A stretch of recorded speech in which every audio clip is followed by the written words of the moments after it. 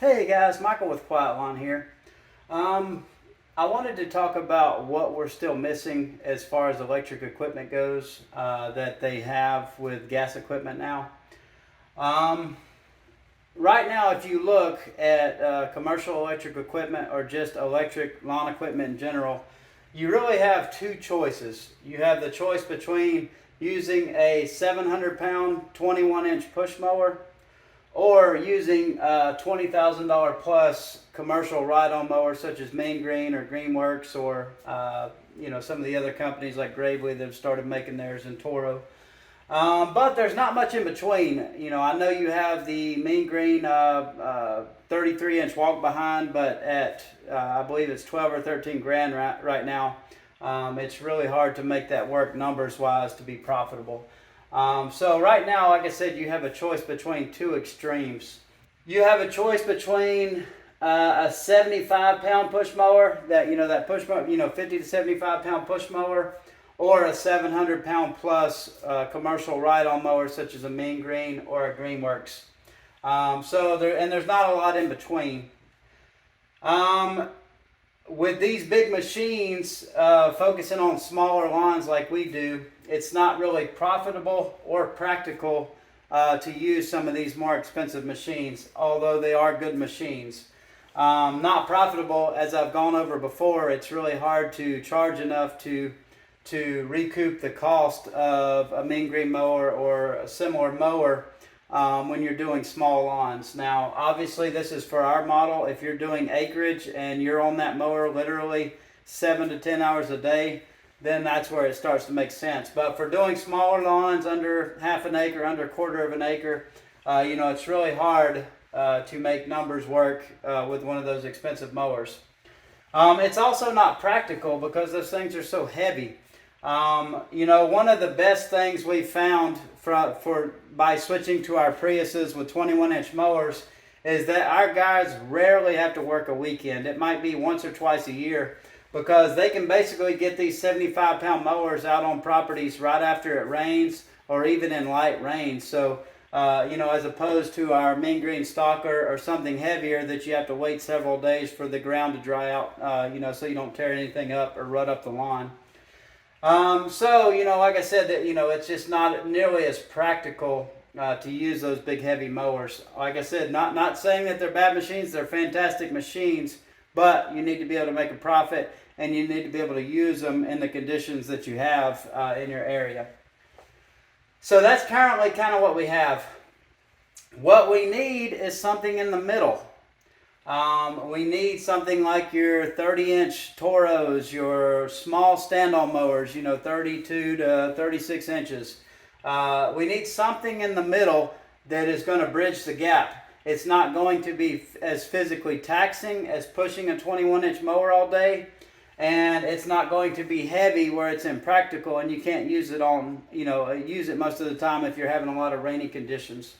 So we need something in the middle. We need something that's still lightweight so that you can still use it in most conditions. A 30-inch mower obviously should be probably in the 150 or 200 pound range for a battery operated 30.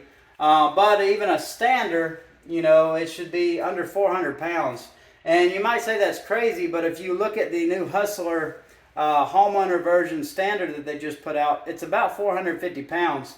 And gas equipment's always a little bit heavier than electric, but just some unit like that would be fantastic if it was electric for what we do. It would be nice and lightweight. It's not going to tear up lawns as much, and we can get it on properties much easier than a 700 to 1,000 pound machine. It needs to be under 8,000 for like a standard. You just can't make the numbers work when you're paying 20,000 plus for a mower. It just makes it really hard with our types of properties. For the 30-inch, you should be in the $2,000 to $4,000 range for a push mower. But like I said, if you're going up to something bigger or even a little stander, like a throwaway stander, I believe the Hustler gas version is around $4,000 to $5,000. I would hope that a similar 32 to 36-inch electric stander would be under 8 to be able to make that work. You know, for my previous videos, I'm not against ride-on mowers. I have no problem at all with them. It's just they have to be affordable and you have to be able to be profitable with them. And like I said, also they have to be lightweight enough to be able to use them. It doesn't do you any good if you get a couple days of rain and you end up having to push work off for several days because the lawns are too wet. We need them to put the money, these companies, to put their money into the durability as far as the electronics goes. You know, making the batteries more dependable, making the warranties longer, making the electric motors more dependable, making all the electronics, not with the build quality. The problem with most of these companies that I've seen is that they think they need to make every tool that's commercial grade built like a tank. You know, they put these heavy decks, these heavy parts, and overbuild these pieces of equipment to where nobody wants to use them. Their string trimmers are too heavy. Their mowers are too heavy. You know, look at like the Toro 30-inch, or not the Toro, the Skag 30-inch mower. It's probably an awesome machine, but man, that thing's 250 pounds, man. That's a heck of a workout to move that thing around all day. You know, I have used Ego mowers for 6 years commercially. I have never cracked a plastic deck or had an employee crack a plastic deck. All I hear is these companies saying you need a steel deck, you need this heavy duty deck, you need this, you need that. But, you know, if you ask most of us and probably most of you, if you would prefer a tool that is lighter weight and easier to use, or a piece of equipment that is built to withstand an F5 tornado, which would you prefer? I would say most of us are going to go with the lightweight and the comfort of use because, you know, like I said, you know, we're not using these things in crazy conditions. I'm not taking these things out into a hayfield and cutting over stumps and rocks. I'm not smashing them into houses. You know, I would rather you put the money into making the machine more dependable as far as the electronics and the, like I said, all the motors and things on the equipment, which is obviously going to bring the weight down, which is what we're looking for. And if I do break it, you know, doing something stupid, that's my fault. I understand. But, you know, I would much rather have the trade-off of lighter equipment that's easier to use for employees.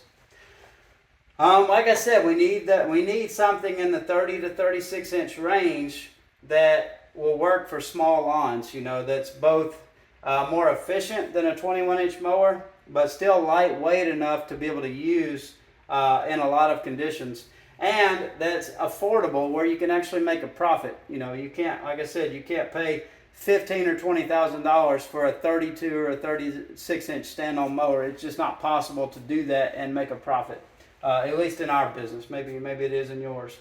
But, you know, this would be my wish list for a perfect mower. I'd be curious to hear your thoughts at the bottom, you know, in the comments. I would be curious to hear what you're looking for from this industry. But like I said, something that's lightweight, something that's wider than a 21, so it's going to be more efficient and relieve some of the extra strain on my employees. And something that's affordable that you can actually make a profit with. Those three things are what we're still missing. And, you know, like I said, there's a big gap there in the middle between your homeowner grade or small commercial grade push mowers and your very expensive commercial grade wide area mowers. But thank you all for watching. I hope you're doing well and have a great day.